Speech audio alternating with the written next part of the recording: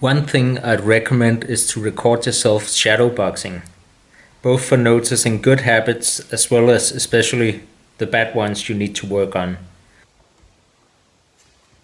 Like with this footage, I noticed that with my rear hand uppercut, I'm sometimes dropping the hand a bit too much.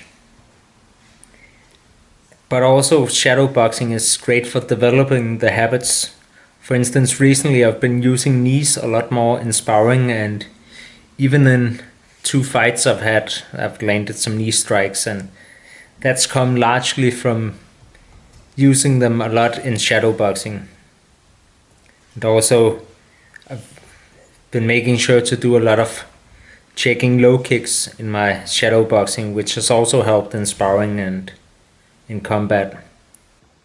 One thing I'm trying to integrate more is to get used to some more head movement.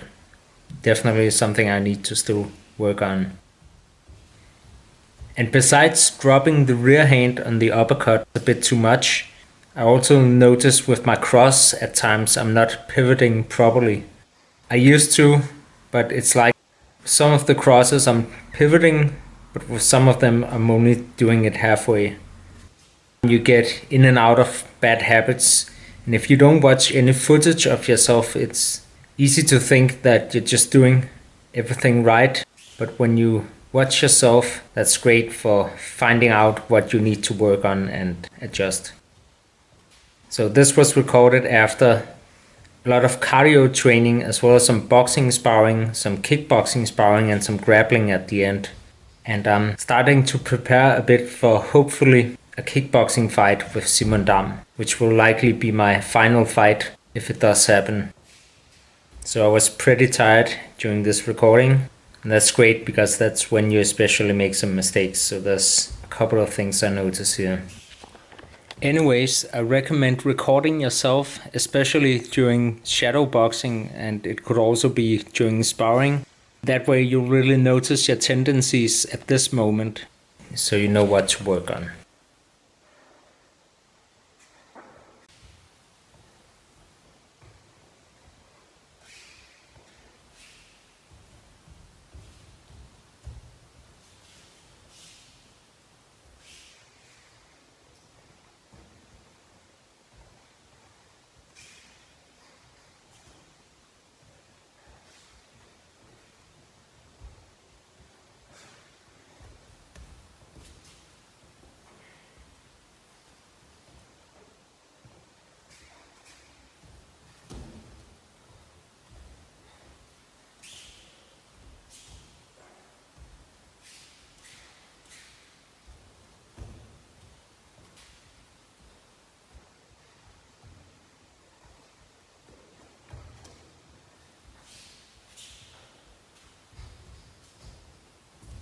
After years of free content, the time has come where I need a helping hand from some of you.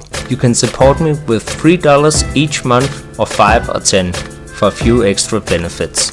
Supporting Zen-Dragon via Patreon will probably make no difference to you financially. If you're living hand to mouth, I don't want your money, then I'd rather you keep them for yourself. Don't worry, I'll be alright. The donations are in place to help cover equipment and other expenses for the channel. Now that I'm also a father, it's more challenging than ever to find the time to create and share free content. But if enough of you support on Patreon, there will come a day where I can cut down my 9-to-5 job, either partially or altogether, which will make it sustainable to continue creating and sharing free content here on YouTube. Even if that does not happen, I'll still continue sharing, but possibly with longer breaks in between. Thanks for listening. Now visit my Patreon, that's patreon.com/Zen-Dragon. I greatly appreciate you for listening and for continually watching Zen-Dragon.